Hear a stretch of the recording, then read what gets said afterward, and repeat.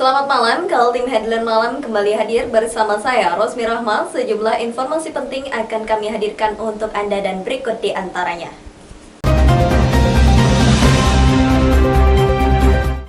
Soal rencana perpindahan ibu kota negara dari Jakarta ke Kalimantan Timur menjadi topik hangat acara webinar yang digelar dalam rangkaian Kaltim Fair 2021 di Atrium Big Mall Samarinda. Menghadirkan pembicara secara virtual dari Bappenas dipastikan meski pandemi rencana itu masih on progress.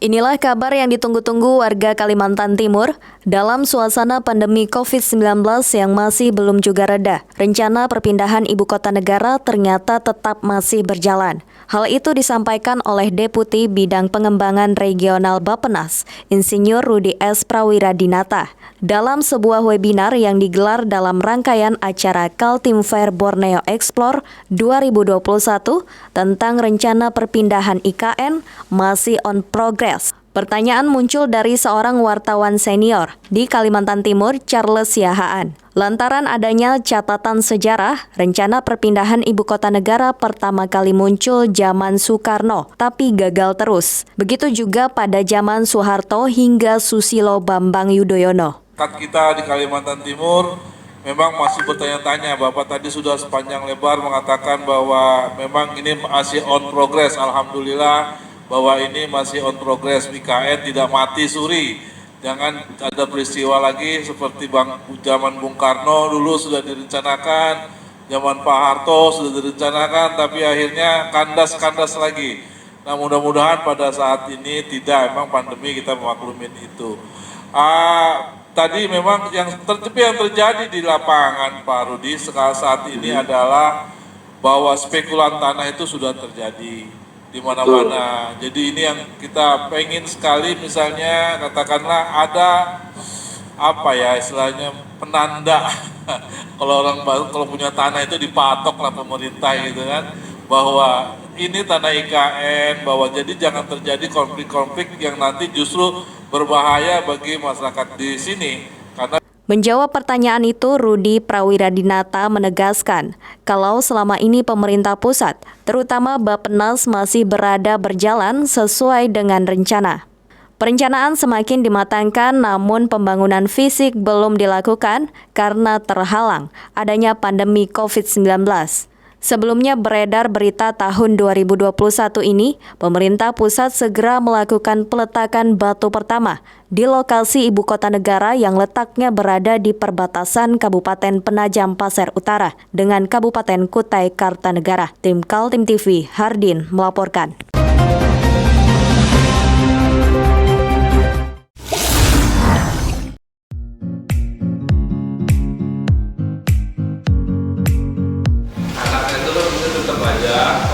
Cara mudah beriklan digital di Kaltim TV.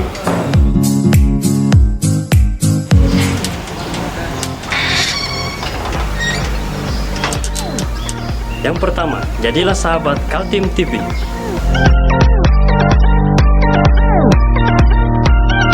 Dengan Rp1.000.000, para sahabat mendapat 20 kali tayang di slot berita kamu.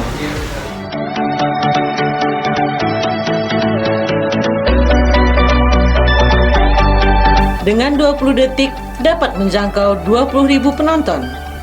Anda beruntung karena mendapat kesempatan perdana dari kami. Ayo jadilah sahabat Kaltim TV.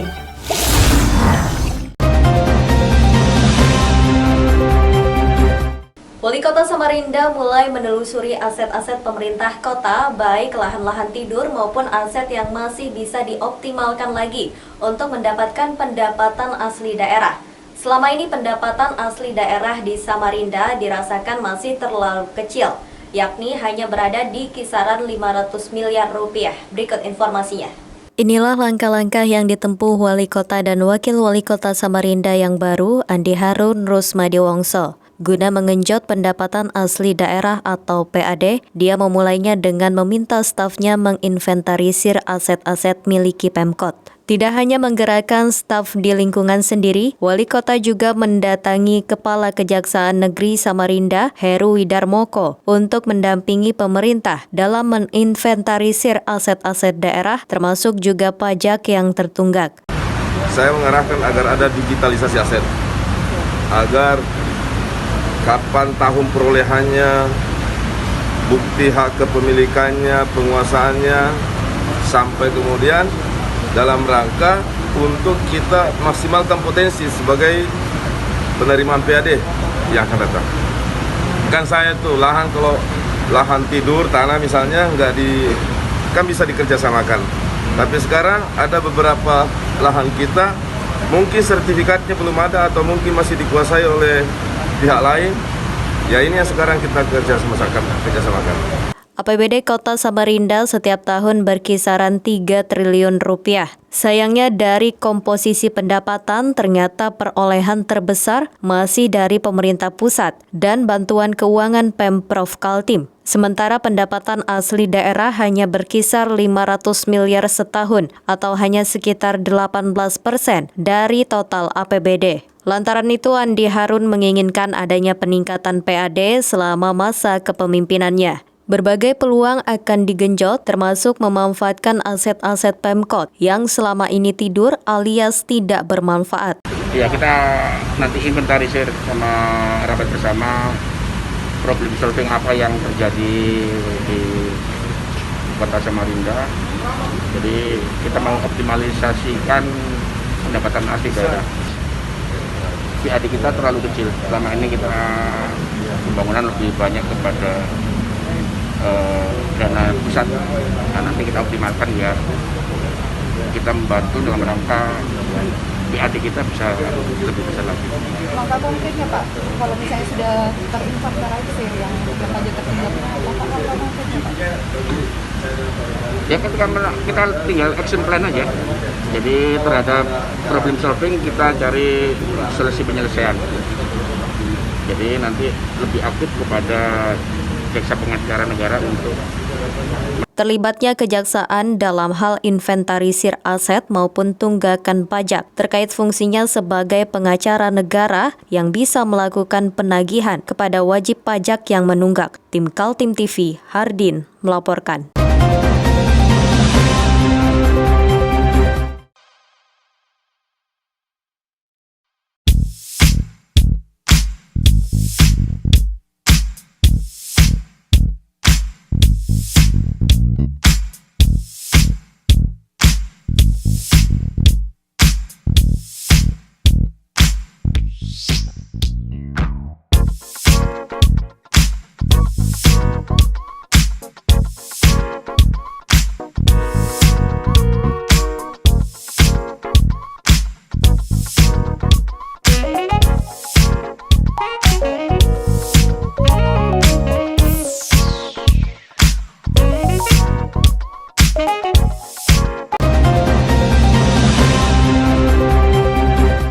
Sektor usaha selama masa pandemi COVID-19 banyak yang mati tahun 2021 sesuai dengan tema recovery ekonomi yang diagungkan pemerintah. Bank Kaltim-Tara mendapat tugas dan tanggung jawab mengangkat kembali sektor usaha dengan memberikan bunga kredit rendah. Berikut informasinya.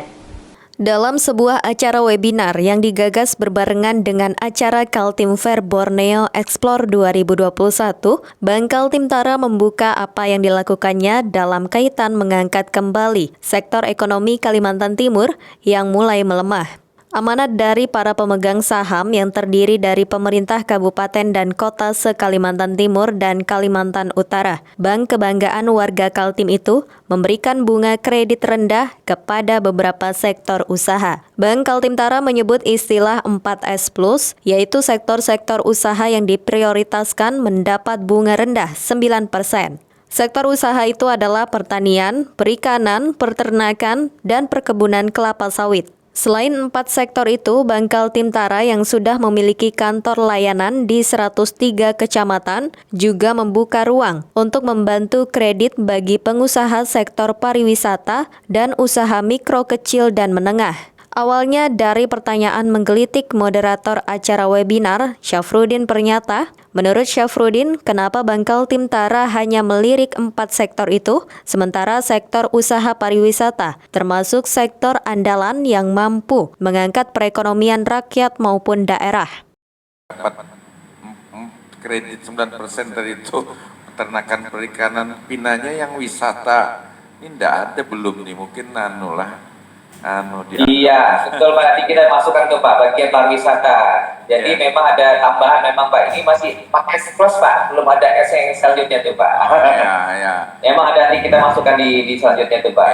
Syukur Pak, ini karena pemain usaha pariwisata ini sudah luar biasa Pak. Bapak lihat perkembangannya dari sepanjang pantai daerah Samboja, pantai Pemedas itu, dan pemainnya udah besar-besar juga.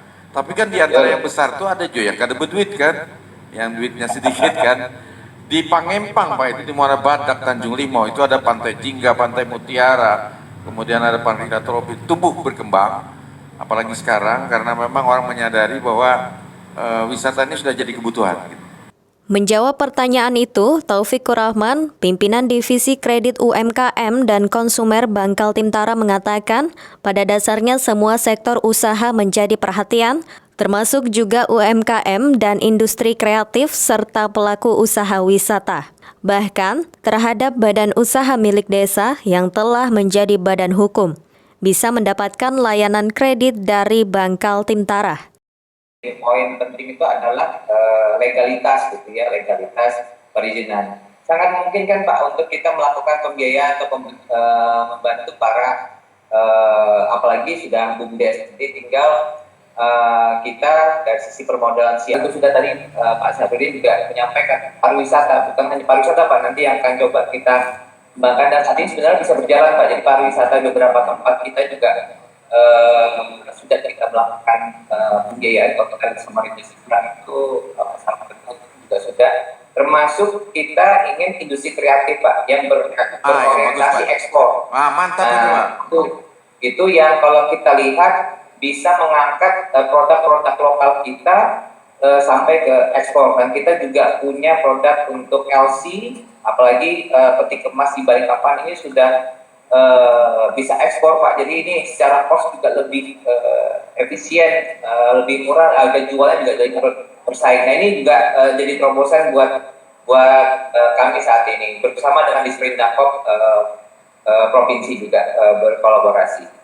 Pada acara webinar Kaltim Fair Borneo Explore 2021, soal wisata desa diangkat sebagai potensi yang mampu membuat perekonomian desa menggeliat kembali. Bahkan pemateri lain, Bivo Cikantosa dari Direktorat Jenderal Pembangunan Desa dan Pedesaan Kementerian Pembangunan Daerah Tertinggal mengatakan, untuk mengembangkan wisata desa, bisa saja menggunakan anggaran dana desa yang diberikan pemerintah. Tim Kaltim TV, Hardin, melaporkan.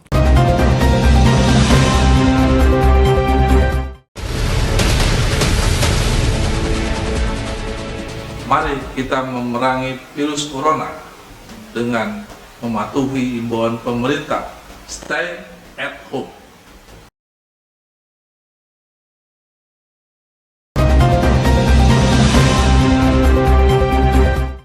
Informasi selanjutnya, Partai Kebangkitan Bangsa melakukan penyegaran kepengurusan di seluruh cabang di Kalimantan Timur.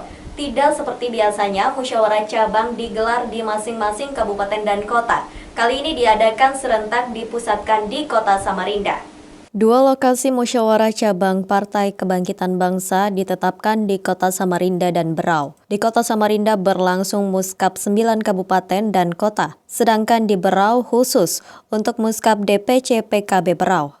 Akhirnya untuk muskap Berau terpilih secara aklamasi Sutomo Jabir sebagai Ketua DPC Kabupaten Berau. Sutomo Jabir adalah anggota DPRD Kaltim dari daerah pemilihan Berau, Kutim, dan Bontang. Ketua DPW PKB Kaltim usai berlangsungnya muskap serentak Sabtu 13 Maret lalu menjelaskan pelaksanaan muskap serentak sebagai strategi partai untuk menyusun program kerja politik jangka pendek maupun jangka panjang. Di antaranya adalah menghadapi pemilu 2024, di mana seluruh pengurus partai didorong dari sekarang untuk bekerja agar memaksimalkan perolehan kursi di legislatif semua tingkatan. Yang kedua, Kabupaten Berau itu tidak ada kursi dua kali pemilu, sehingga kita turunkan anggota DPRD PKB sebagai Ketua DPC PKB Berau, yaitu Hadis Sutomo Jabir. Tapi kami tidak dalam rangka mengabaikan potensi kader. Ketuanya kita turunkan jadi sekretaris. Jadi ketua DPC yang lama kita turunkan jadi sekretaris DPC PKB Kabupaten Berau. Yang lainnya nggak ada perubahan, tetap seperti semula. Ya. Untuk evaluasi yang tadi Bang, untuk evaluasi jelas kinerja, prestasi. Artinya kalau Berau itu kan jelas tidak pernah dapat kursi 2 kali pemilu. Kalau Kota Barat itu meskipun turun dari 2 kursi menjadi 1 kursi, tapi karena kebetulan ketuanya mengundurkan diri, jadi nggak ada kekuatan DPW untuk mempertahankan karena orangnya mengundurkan diri. Itulah yang membuat kita merelakan beliau untuk ditarik masuk jadi pengurus DPW PKB Kaltim. Beliau bersedia jadi wakil ketua DPW PKB Provinsi Kalimantan Timur. Ya. kalau PKB Kutim sendiri kan hanya satu tuh Pak. Hanya 1 kursi. Kutim. PKB Kutim itu ya dari dulu satu tetap. Jadi tidak ada prestasi. Tapi masih kita anggap sebagai yang mampu untuk pertahanan kursi. Daripada 2 turun 1, 0 kursi dan 0 kursi gitu. Jadi Balikpapan juga begitu Pak ya. Bersama juga Balikpapan prestasi dari 0 kursi jadi kursi gitu kan. Makanya itu pertimbangan DPP sehingga tetap dipertahankan ketua yang ada menjadi ketua DPC PKB Kota Balikpapan. Ya. Dari besaran media, Balikpapan masih bicara soal Balikpapan kan prestasinya yang dari 0 menjadi 1, kemudian itu menjadi pilihan untuk menetapkan kembali ya. Iya.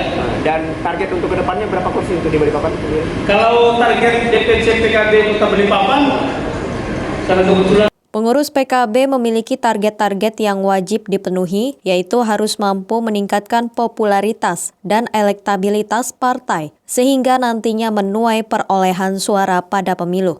Target pemilu 2024 adalah PKB Kaltim harus mampu mengirim 1 wakilnya dari Kaltim menjadi anggota DPR RI dan meningkatkan jumlah anggota DPRD di semua tingkatan. Target politik PKB Kaltim dan semua DPC PKB Kalimantan Timur wajib meloloskan kader terbaiknya ke DPR RI. Kalau tidak terpenuhi maka semua mundur. Saya mundur dari ketua DPW, selama mundur sebagai sekretaris DPW dan ketua DPC harus mengundurkan diri. Kalau tidak sukses menginginkan kader terbaik di DPR RI. Dan untuk target DPR provinsi kami targetkan minimal 6 kursi untuk DPR provinsi. Maksimalnya biarkan proses yang berjalan dan biarkan hasil pemilu yang menjawabnya. Tapi ada target minimal 6 kursi ya.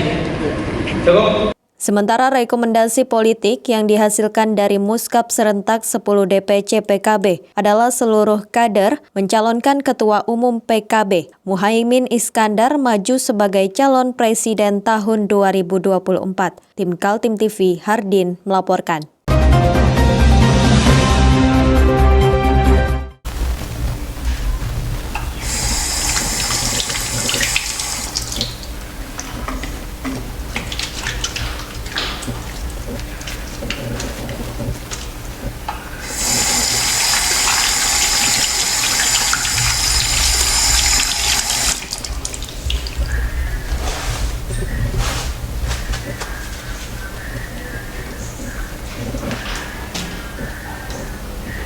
Meskipun di rumah saja, kita tetap selalu menjaga kesehatan, cuci tangan, menggunakan hand sanitizer. Ingat, mulailah dari diri sendiri.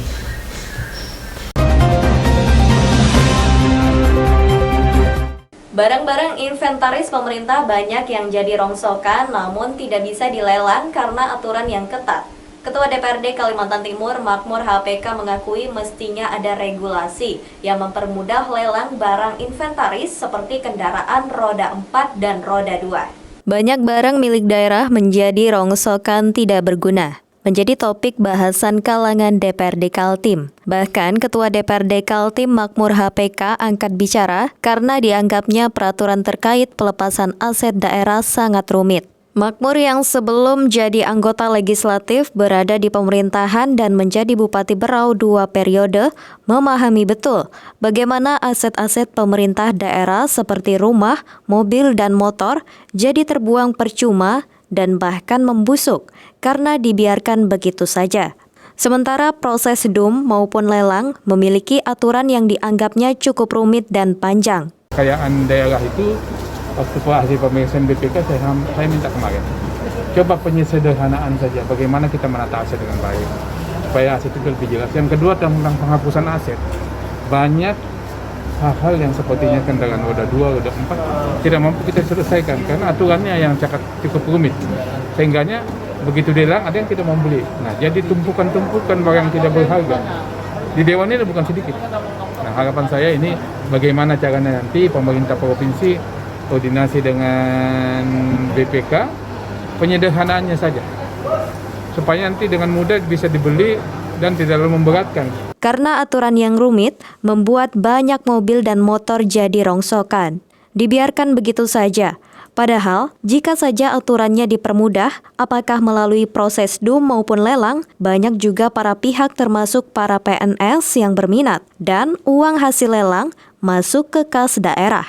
Usul Ketua DPRD Kaltim agar pemerintah Provinsi Kaltim bersama Badan Pemeriksa Keuangan melakukan terobosan hukum. Intinya agar bagaimana barang milik daerah bisa dilepas dengan cara dijual dan uangnya untuk kas daerah daripada dibiarkan bertumpuk tidak punya nilai. Penting begini, kalau saya berpikir, yang penting bisa tidak numpuk di tempat kita, itu bisa menjadi nilai tambah untuk kas daerah kita. Sederhanakan saja, ketimbang kita mempertahankan aturan yang ada, tapi sampai selesai pun aset itu jadi juga tidak punya arti apa-apa, bahkan satu persatu tercopot, hilang, tidak punya harga dan punya nilai apa-apapun, karena sudah terlalu lama tidak mampu kita selesaikan dengan cara lelang atau memang lelang sekarang. Nah, ini yang maksud saya, bagaimana sederhanaan itu, kalau dulu memang diperuntukkan untuk pegawai atau pegawai negeri yang pernah memakai dan sebagainya, karena ini cukup berat, hingga ini tidak mampu untuk dibeli. Nah, maksud saya seperti ini, kita ada dua pilihan. Apa kita biarkan aset negara begitu saja hilang, atau bukan juga hilang, tertumpuk begitu saja tidak punya nilai, atau yang penting punya nilai berharga untuk kepentingan, ada nilainya untuk kas daerah. Tim Kaltim TV, Heriman melaporkan.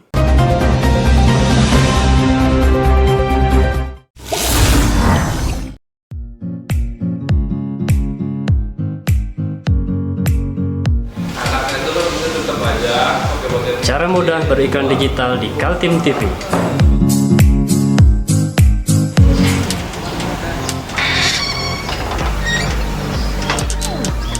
Yang pertama, jadilah sahabat Kaltim TV.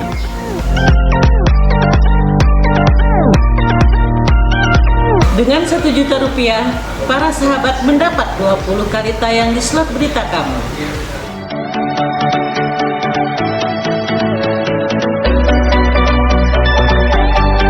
Dengan 20 detik dapat menjangkau 20.000 penonton. Anda beruntung karena mendapat kesempatan perdana dari kami. Ayo jadilah sahabat Kaltim TV.